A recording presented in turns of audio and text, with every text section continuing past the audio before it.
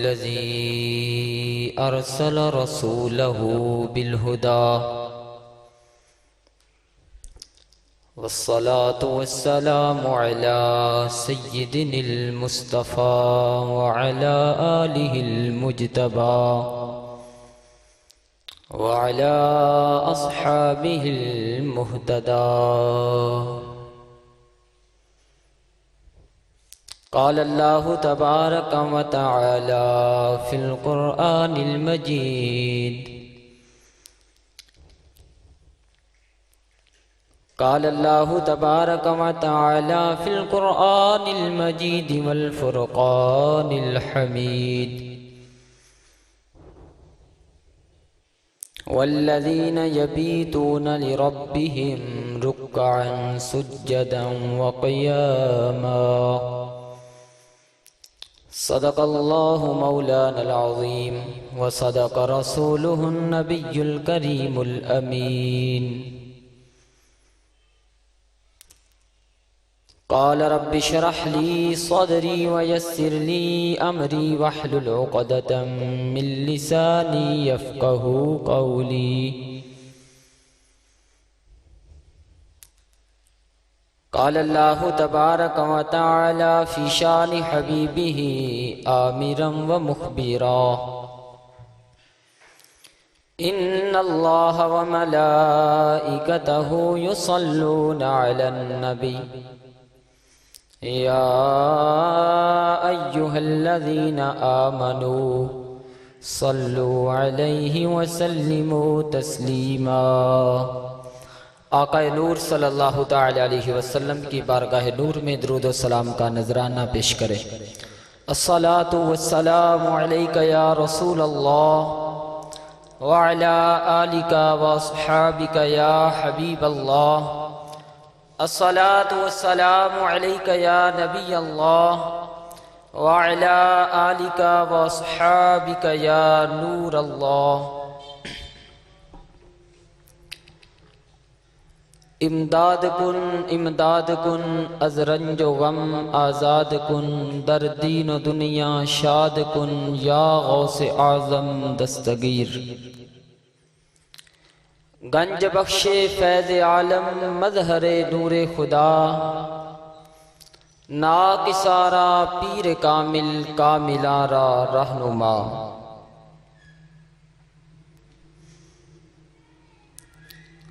اللہ تعالیٰ کی لم یزل حمد اور ثنا کے بعد اس کے پیارے حبیب آقا دو عالم نور مجسم شفیع محتشم رسول اکرم نانا حسنین تاجدار کونین صلی اللہ تعالی علیہ وآلہ وسلم کی بارگاہ بے کس پناہ میں درود و سلام کا نذرانہ پیش کرنے کے بعد میرے نہایت ہی واجب الاحترام حاضرین و سامعین، اللہ تبارک و تعالی کا کروڑہا احسان ہے جس نے ہمیں آج جمعۃ المبارک کی بابرکت ساعتیں نصیب فرمائیں.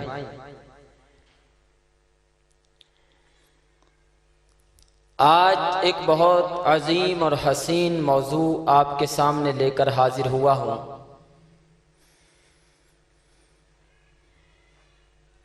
وہ موضوع ہے ولی اللہ کی پہچان. آج حضرت سیدنا خواجہ خواجگان سلطان الہند خواجہ معین الدین چشتی اجمیری رحمۃ اللہ تعالی علیہ آپ کے عرس کے سلسلے میں ہم نے آج کا پروگرام اور اس سلسلے کا موضوع ان کی یاد میں ولی اللہ کی پہچان رکھا کہ آج اس دور میں ہم نے ولایت کا معیار سمجھا نہیں ہمیں ولی کی پہچان نہیں کہ ولی ہوتا کون ہے، ولی کہتے کس کو ہیں۔ کسی نے کہا کہ اگر جینے کی خواہش ہے تو کچھ پہچان پیدا کر۔ خضر کے بھیس میں یہاں رہزن بھی پھرتے ہیں۔ آج ہمارے سامنے ولایت کا معیار کیا ہے؟ جو 5 یا 7 انگوٹھیاں ڈال لے، جو 6 مہینے نہائے نہ، جو اپنے شانوں سے زیادہ بالوں کو لمبا کر لے، جو نمازوں کو چھوڑ دے، صرف علی علی کے نعرے لگائے اور منشیات کا عادی ہو، ہم اس کو اللہ کا ولی مان لیتے ہیں۔ ہم کہتے ہیں یہ بہت پہنچی ہوئی سرکار ہے۔ ہمیں یہ نہیں پتا کہ یہ کہاں پہنچی ہوئی ہے۔ آج ہم نے یہ سننا ہے کہ اللہ نے اپنا ولی کس کو کہا ہے، اللہ نے اپنا دوست کس کو کہا ہے، اور قرآن مجید فرقان حمید میں ایک اللہ کے ولی کی پہچان اور اللہ کے ولی کے اوصاف کیا بیان کیے گئے ہیں، اور پھر ہم یہ دیکھیں کہ کیا اس بندے میں یہ اوصاف موجود ہیں جس کو ہم اللہ کا ولی کہہ رہے ہیں، جس کو ہم اللہ کا ولی مانتے ہیں۔ اللہ تبارک و تعالی نے قرآن مجید برہان رشید میں ارشاد فرمایا، والذین یبیتون لربہم رکعا سجدا وقیاما۔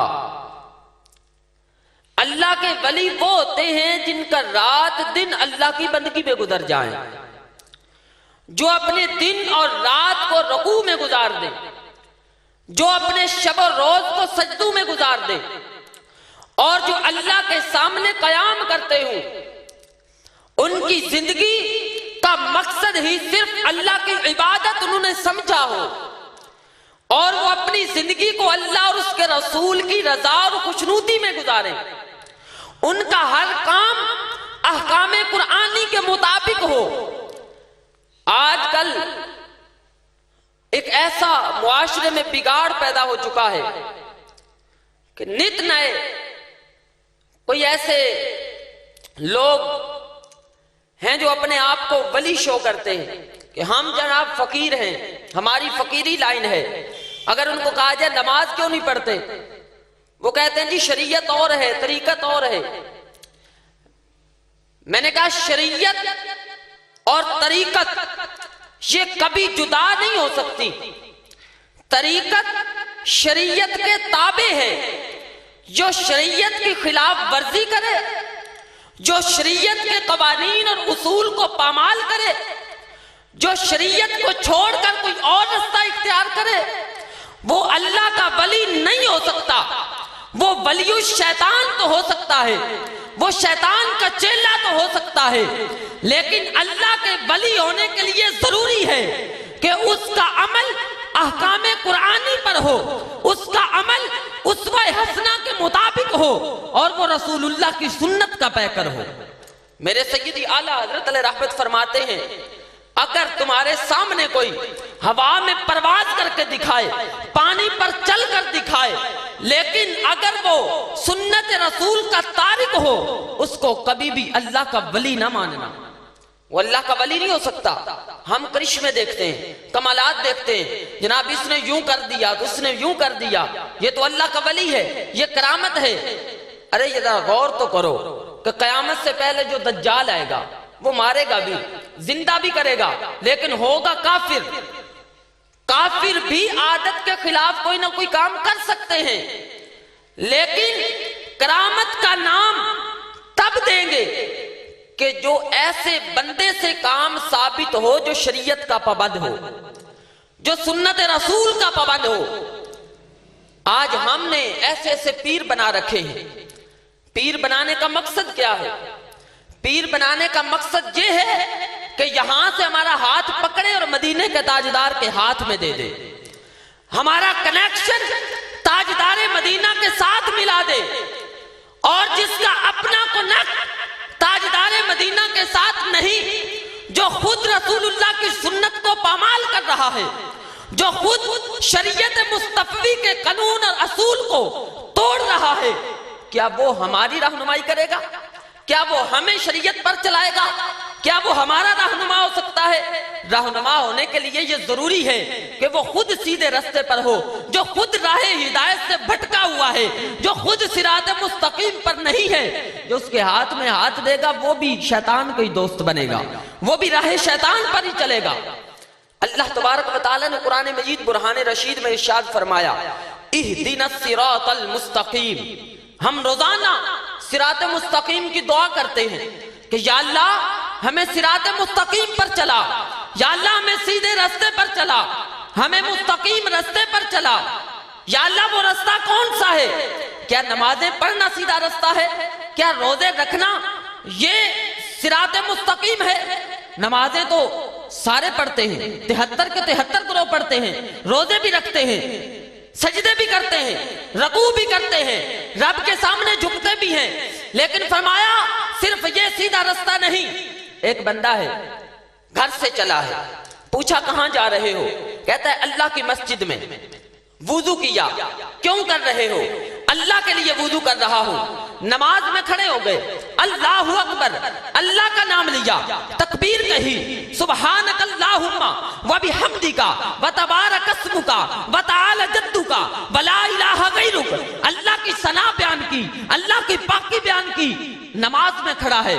اور پھر الحمدللہ رب العالمین بھی پڑھ لیا، الرحمن الرحیم بھی پڑھ لیا، مالک یوم الدین بھی پڑھ لیا، ایاک نعبد و ایاک نستعین بھی پڑھ لیا۔ اللہ کی حمد و ثنا ہو رہی ہے، اللہ کی تعریف ہو رہی ہے، یہ سارے کام اللہ کے لیے کر رہا ہے۔ اور پھر کہتا ہے اہدنا الصراط المستقیم، یا اللہ میں صراط مستقیم پر چلا۔ کیا مسجد میں آنا صراط مستقیم نہیں؟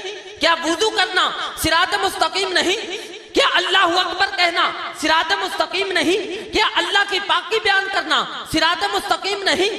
ہاں یہ صراط مستقیم ہے، لیکن یہاں پر اللہ یہ وعدے کرنا چاہتا ہے، یہ آنے والے لوگوں کو بتانا چاہتا ہے کہ صرف نمازیں پڑھ لینے سے صراط مستقیم نہیں ملے گا، صرف روزے رکھ لینے سے صراط مستقیم نہیں ملے گا، صرف وضو کر لینے سے صراط مستقیم نہیں ملے گا۔ یا اللہ وہ صراط مستقیم ہے کیا؟ وہ سیدھا راستہ ہے کون سا؟ فرمایا صراط الذین انعمت علیہم، یہ ان لوگوں کا راستہ ہے جن پر اللہ نے انعام کیا ہے۔ صراط مستقیم ان لوگوں کا راستہ ہے جن پر اللہ نے انعام کیا ہے۔ اب اللہ کے انعام یافتہ لوگ کون کون سے ہیں؟ اللہ رب العزت قرآن پاک میں ارشاد فرماتا ہے کہ اللہ تبارک و تعالیٰ کے انعام یافتہ 4 گروہ ہیں۔ النبیین، اللہ کے نبی ہیں، والصدیقین، صدیقین ہیں، والشہداء اور شہید ہیں، والصالحین، اللہ کے نیک بندے ہیں، بزرگ ہیں، اللہ کے ولی ہیں۔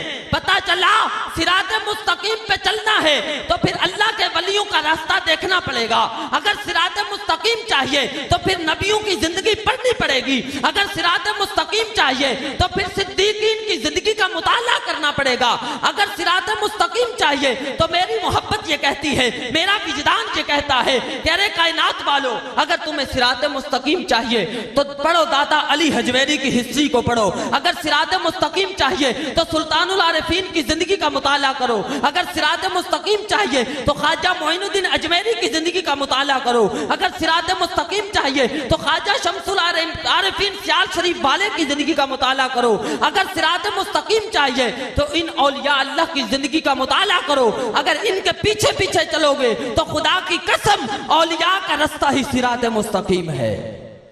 فرمایا صراط الذین انعمت علیہم، یہ صراط مستقیم ان لوگوں کا راستہ ہے جن پر اللہ نے انعام کیا ہے۔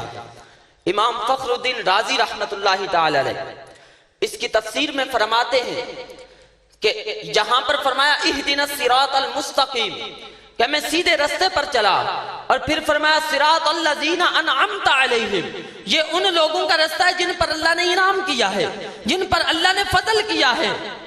تو یہ اس سے مراد ہے کہ ایک بندہ کسی پیر کامل کے ہاتھ میں ہاتھ دے دے، کسی پیر کامل کا مرید بن جائے، کہ اکثر شخص پر نقص غالب ہوتا ہے، وہ ناقص ہوتا ہے، اس کی عقل ناقص ہوتی ہے، اور جب وہ کسی کامل کے ہاتھ میں ہاتھ دیتا ہے تو اس کی روحانیت کا جو نور ہے وہ اس کے دل پر اثر کرتا ہے، تو اس کی نورانیت سے وہ ناقص شخص بھی کامل بن جاتا ہے۔ صراط مستقیم کسی کامل شخص کے ہاتھ میں ہاتھ دینا، لیکن کامل شخص کی پہچان کیا ہے؟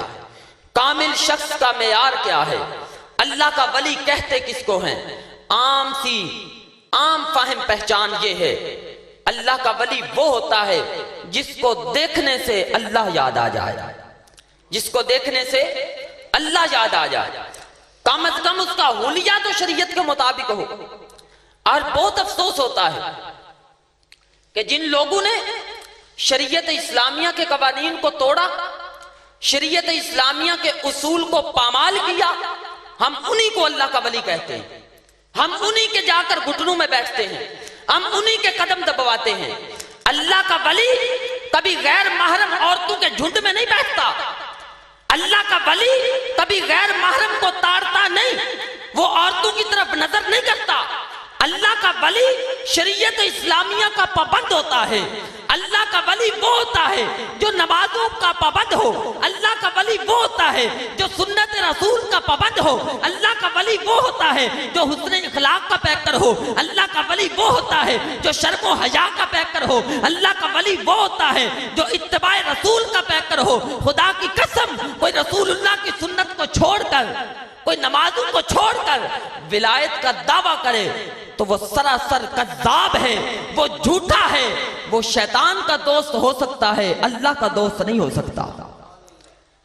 اللہ کا دوست بننا ہے تو اللہ تبارک و تعالیٰ نے خود قرآن مجید برہان رشید میں ہمیں نسخہ عطا فرمایا، فرمایا قُلْ إِن كُنْتُمْ تُحِبُّونَ اللَّهَ، اگر تم اللہ سے محبت کرنا چاہتے ہو، اگر تم اللہ سے پیار کرنا چاہتے ہو تو پھر کیا کرو؟ فَاتَّبِعُونِي، میرے محبوب کی اتباع کرو، میرے محبوب کی اطاعت کرو، میرے محبوب کے اسوہ حسنہ کو دیکھو، میرے محبوب کی پیروی کرو، میری محبوب کی سنت کو اپناؤ۔ فَاتَّبِعُونِی، تو یہ سب کچھ کرنے کا صلہ کیا ملے گا؟ اس کا فائدہ کیا ہوگا؟ اللہ فرماتا ہے یحببکم اللہ، پھر تمہیں دعائیں نہیں کرنی پڑیں گی کہ یا اللہ مجھ سے پیار کر۔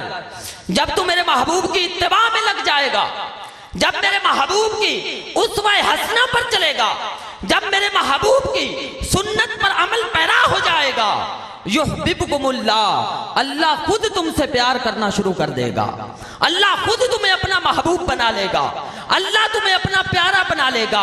پھر اللہ تبارک و تعالیٰ ارشاد فرماتا ہے کہ جب بندہ نوافل کے ذریعے میرے قریب ہوتا ہے، میرا قرب ملتا ہے، میرا اتنا مقرب بندہ بن جاتا ہے، اتنا میرے قریب ہو جاتا ہے، یہاں تک کہ میں اس کے کان بن جاتا ہوں جس سے وہ سنتا ہے، میں اس کی آنکھ بن جاتا ہوں جس سے وہ دیکھتا ہے، میں اس کے پاؤں بن جاتا ہوں جس سے وہ چلتا ہے۔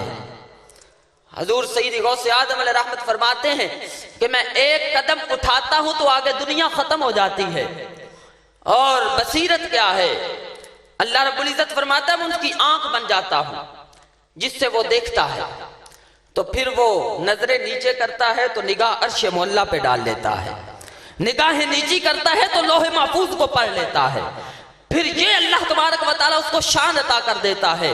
اللہ فرماتا ہے میں اس کے کان بن جاتا ہوں، وہ بغداد معلیٰ کی سرزمین پر لیٹے ہوئے ہوں، یا لاہور کے دادا علی حجویری ہوں، یا جھنگ کے بادشاہ سلطان العارفین ہوں، یہ سینکڑوں میل دور پڑے ہوں، اور کہو ان کو آواز دو تو پھر ان کی کانوں میں طاقت اللہ نے دی ہے، وہ سن لیتے ہیں۔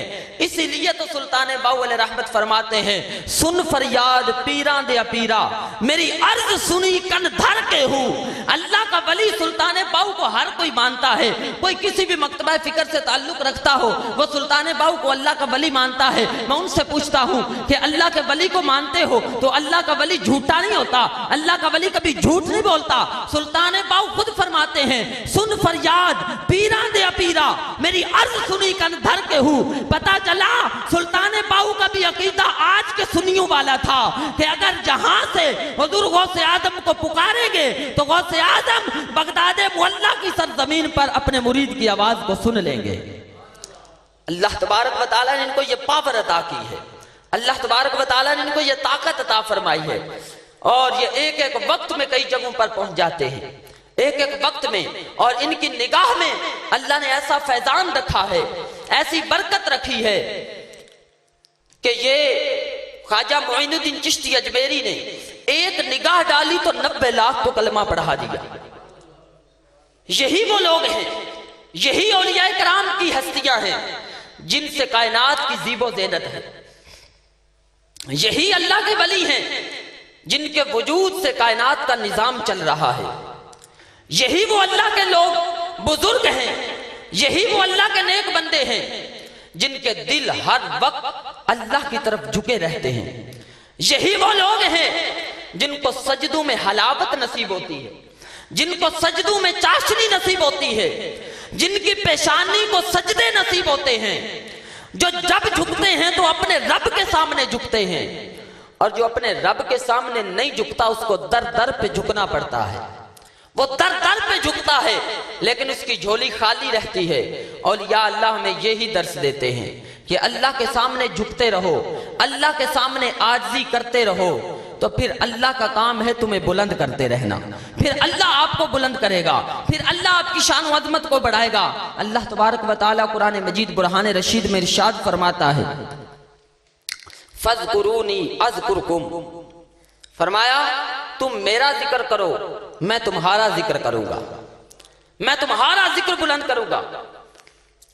اب ان لوگوں نے ساری زندگی اپنی ذکر الہی میں گزاری، ان لوگوں نے ساری زندگی اپنی زبانوں کو ذکر اللہ میں زینت بخشی، ان لوگوں نے ساری زندگی اپنے دلوں میں یاد خدا کو بسایا، تو پھر اللہ نے ان کو انعام یہ دیا، فرمایا فَاذْكُرُونِي أَذْكُرْكُمْ، تم نے اپنی زندگی میں میرا ذکر کیا، تم مجھے یاد کرتے رہے، تم میرا ذکر کرتے رہے، صدیاں بیت جائیں گی تمہاری قبر بھی زندہ رہے گی، سالوں گزر جائیں گے، لوگ میلوں سفر کر تمہاری قبروں پر بھی آ کر حاضریاں دیں گے۔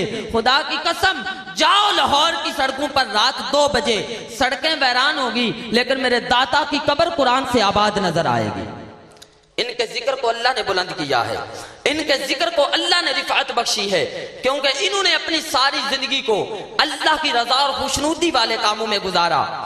آج جو لوگ کہتے ہیں، کسی کو کہا جائے کہ نماز پڑھ لیا کرو، کہتے ہیں ہم نے نماز قائم کی ہوئی ہے، آج کل کے نام نہاد پیر، اس طرح کے بھی بکواس کرتے ہیں مریدوں کو کہ نماز پڑھنے کی حاجت ہی نہیں، آپ کے حصے کی نمازیں ہم نے پڑھ لی ہیں۔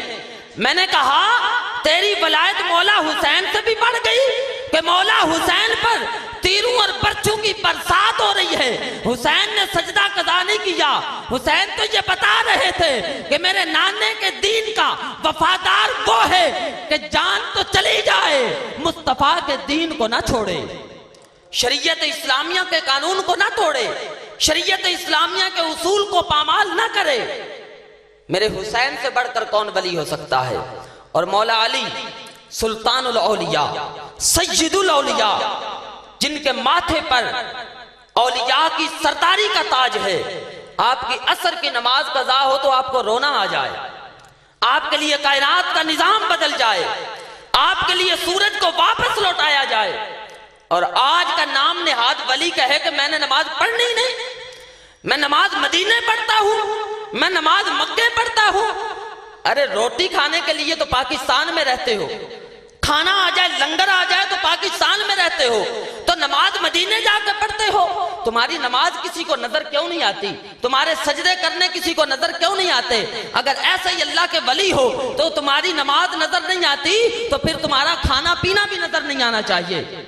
اللہ تبارک و تعالیٰ نے قرآن مجید میں اولیاء اللہ کا ایک اور وصف بیان کیا۔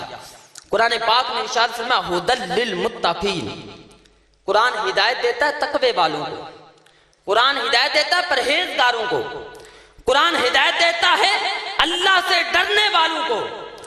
اور آگے متقی کی ایک اور وصف بیان کیا، فرمایا متقی ہیں کون؟ فرمایا ھدی للمتقین الذین یؤمنون بالغیب، جو غیب پر ایمان لائیں۔ فرمایا الذین یقیمون والذین یؤمنون بالغیب ویقیمون الصلاۃ۔ قرآن کہہ رہا ہے کہ تقوی والے کی، متقی کی پہچان یہ ہے کہ وہ نماز کو قائم کرنے والا ہے، وہ نماز پڑھنے والا ہے، وہ نماز کا پابند ہے۔ جو نماز چھوڑ کر اللہ کے ولی ہونے کا دعویٰ کرے وہ قرآن کی روح سے جھوٹا ہے۔ قرآن کہتا ہے متقی ہو ہی وہ سکتا ہے، اللہ کا ولی ہو ہی وہ سکتا ہے جو نماز کا پابند ہو، جو نماز کو قائم کرنے والا ہو۔ اور آگے فرمایا یقیمون الصلاۃ ومما رزقناہم ینفقون۔ فرمایا اللہ کے ولی کی ایک اور پہچان ہے، اللہ کے ولی کا ایک اور وصف ہے، متقی کی ایک اور معیار قرآن بیان کر رہا ہے۔ فرمایا ومما رزقناہم ینفقون۔ وہ صرف مریدوں سے نذرانے نہیں بٹورتے، وہ مریدوں سے مال نہیں کھینچتے، وہ لوگوں کی جیبیں خالی نہیں کرتے، بلکہ وَمِمَّا رَزَقْنَاهُمْ يُنْفِقُونَ۔ اللہ نے جو ان کو رزق دیا ہے ان سے وہ راہ خدا میں خرچ کرتے ہیں۔ اللہ کے ولی سخی ہوتے ہیں، ان کا وصف سخاوت بھی ہے، ان کا وصف لوگوں میں خرچ کرنا ہے۔ صرف یہ نہیں کہ لوگوں کے نذرانے لیتے رہیں، لوگوں سے پیسے کھینچتے رہیں، لوگوں کی جیبیں خالی کرواتے رہیں۔ آؤ اگر اس صدی کا، اس زمانے کا زندہ ولی دیکھنا ہے تو جاؤ کراچی میں میرے شیخ طریقت کو دیکھیں، آج تک اپنے مرید سے 1 روپیہ بھی قبول نہیں فرمایا۔ آپ نے کبھی مالی نذرانہ قبول نہیں کیا۔ آپ کے سامنے جو بھی کوئی لے کر آتا ہے فرماتے راہ خدا میں دو، دعوت اسلامی کے مدنی کاموں میں دو۔ اور اللہ کے ولی کی یہ پہچان ہے کہ وہ مال سے محبت نہیں کرتے، وہ دنیا سے محبت نہیں کرتے، ان کی رغبت آخرت کی طرف ہوتی ہے۔ وہ دنیا کی رنگینیوں میں بدمست نہیں ہوتے، ان کا یہ مقصد نہیں ہوتا ہم نے بڑی بڑی جیپیں بنانی ہیں، ہم نے بڑی بڑے کوٹھی اور محلات بنانے ہیں، ہم نے بڑی بڑی گاڑیاں بنانی ہیں۔ اللہ کے ولی کی فکر صرف یہی ہوتی ہے کہ میں نے اپنی قبر کو جنت کا باغ بنانا ہے، میں نے رسول اللہ کو راضی کرنا ہے، میں نے اپنے رب کو راضی کرنا ہے۔ وہ ساری زندگی اللہ اور اس کے رسول کی رضا والے کاموں میں لگے رہتے ہیں حتیٰ کہ ان کو موت آ جاتی ہے۔ اور پھر اللہ رب العزت کے پیارے حبیب صلی اللہ تعالی علیہ وسلم فرماتے ہیں لا یموتون بل ینتقلون دارہم الی دار۔ فرمایا یہ اللہ کے ولی مرتے نہیں، صرف ایک گھر سے دوسرے گھر میں منتقل ہوتے ہیں، یہ ایک گھر سے دوسرے گھر میں انتقال کرتے ہیں۔ پھر اللہ تبارک و تعالیٰ بھی ارشاد فرماتا ہے کہ یہ مرتے نہیں، ان کو ہم دنیا کی زندگی کے بعد اس سے اچھی زندگی عطا کر دیتے ہیں، ان کو ہم حیات طیبہ دیتے ہیں۔ اور جو اللہ کا ولی ہوتا ہے، آقا علیہ الصلوۃ والسلام نے فرمایا دنیا مومن کے لیے قید خانہ ہے، دنیا مومن کے لیے قید خانہ ہے۔ اللہ کے ولی کا دنیا میں دل نہیں لگتا۔ ایک مجھے قصہ یاد آ گیا، ایک ملک کا رواج تھا کہ ان کے بارڈر پر سال کے بعد جو بندہ آ جاتا تھا اس کو پکڑ کر وہ بادشاہ بنا دیا کرتے تھے۔ ایک دفعہ انہوں نے ایک نوجوان کو دیکھا، سال کے بعد انہوں نے پکڑا اور اس کو بادشاہ بنا دیا۔ اس کو کہا کہ اب سن لو ہمارا اصول کیا ہے، ہمارا قانون کیا ہے۔ ہم ہر بادشاہ کو صرف 1 سال اپنی سلطنت دیتے ہیں، اس کے بعد اس کو تخت سے اٹھا کر جنگل میں پھینکاتے ہیں اور وہی مر جاتا ہے بھوکا پیاسا، اور جنگل کے درندے اس کو چیر پھاڑ کر کھا جاتے ہیں۔ اس نے کہا کہ اگر مجھے آپ نے بادشاہ بنا ہی لیا تو اب مجھے وہ جنگل بھی دکھا کر لاؤ جس جنگل میں میں نے مستقبل میں جانا ہے، جس جنگل میں میں نے بعد میں جانا ہے، جہاں تم مجھے پھینک کر آؤ گے۔ اب اس کو وہ جنگل دکھا دیا گیا۔ جب گیا تو جنگل ویران تھا، وہاں پر ایک خوف طاری تھا۔ آ گیا وہ اپنے اقتدار پر، تخت پر بیٹھ گیا۔ اب اس 1 سال کی حکومت کے نشے میں دھت نہیں ہوا، وہ غفلت کا شکار نہیں ہوا۔ اس نے اپنے مستقبل کو یاد رکھا کہ مجھے 1 سال کے بعد اس جنگل میں پھینکا جائے گا جہاں پر مجھے درندے چیر پھاڑ جائیں گے، جہاں پر مجھے بھوکا پیاسا رہنا پڑے گا۔ اب اس نے اپنے اقتدار میں اس جنگل کو بسانا شروع کر دیا، اس جنگل میں باغیچے کیے، اس جنگل میں اس نے ایک محل بنوایا، اس جنگل میں فوج بھیج دی، اپنا پورا انتظام کر لیا۔ جب سال پورا ہونے کے قریب ہی تھا، جب وہ اس کا جنگل جو تھا وہ آباد ہو گیا، وہ سرسبز و شاداب ہو گیا، اب اس بادشاہ کا اس حکومت میں دل نہیں لگ رہا، اس سلطنت میں دل نہیں لگ رہا۔ اب وہ یہی تمنا کرتا ہے کہ کون سا وہ دن آئے گا کہ مجھے اس جنگل میں چھوڑا جائے، کون سا وہ دن آئے گا کہ میں اس محل میں جاؤں گا۔ لیکن ان لوگوں نے کہا کہ ہم تو ایسے عقل مند بادشاہ کی تلاش میں تھے کہ جو چند دنوں کی رنگینیوں میں بدمست ہو کر، پہلے کتنے بادشاہ آئے، وہ اقتدار کے حریص تھے، وہ حکومت کی رنگینیوں میں آ کر اپنے مستقبل کو بھول جاتے تھے اور سال کے بعد ان کا انجام بد ہوتا تھا، لیکن تم نے اپنے اقتدار میں اپنے مستقبل کو یاد رکھا، اور تیرے ہاتھ میں جو پاور تھی تم نے وہ جنگل میں استعمال کی، لیکن جب اس نے وہ استعمال کر لی تو اب اس کا اس سلطنت میں دل نہیں لگ رہا، اب اس کو بے چینی ہے۔ تو یہی حال ہمارا ہے، یہ چند سالوں کی، چند گھنٹوں کی یا چند منٹوں کی زندگی زیادہ سے زیادہ 60-70 سال تک آج جا رہے ہیں لوگ، اور اتنی قلیل زندگی کے لیے ہم نے ساری زندگی صرف کر دی، لیکن جس زندگی میں موت نہیں اس زندگی کی تیاری بھی نہیں ہے۔ اور جو اللہ والے ہوتے ہیں وہ اسی طرح اس زندگی میں رہ کر، اس فانی دنیا میں رہ کر اس جنگل کو آباد کرتے ہیں، اس قبر کو سبز و شاداب کرنے کی کوشش کرتے ہیں، اور جب اللہ ان پر راضی ہو جاتا ہے، وہ اللہ کے محبوب بن جاتے ہیں، اللہ کے مقرب بندے بن جاتے ہیں، تو پھر ان کا دنیا میں دل نہیں لگتا۔ وہ بھی یہی سوچتے ہیں کہ کون سا وہ دل آئے گا کہ قبر میں جائیں گے تو چہرہ والدہا کی زیارت ہوگی، وہ کون سا دل آئے گا کہ وہ صورت دل پر میرے سامنے آئے گی اور میں قدموں پہ گر کر یوں کہوں گا کہ یہاں مر کے پہنچا ہوں اس دل ربا کے واسطے۔ اللہ عز و جل ہم سب کو اولیاء کرام کی تعظیم نصیب فرمائے، ان کی پہچان نصیب فرمائے، آمین بجاہ النبی الامین صلی اللہ تعالی علیہ وسلم۔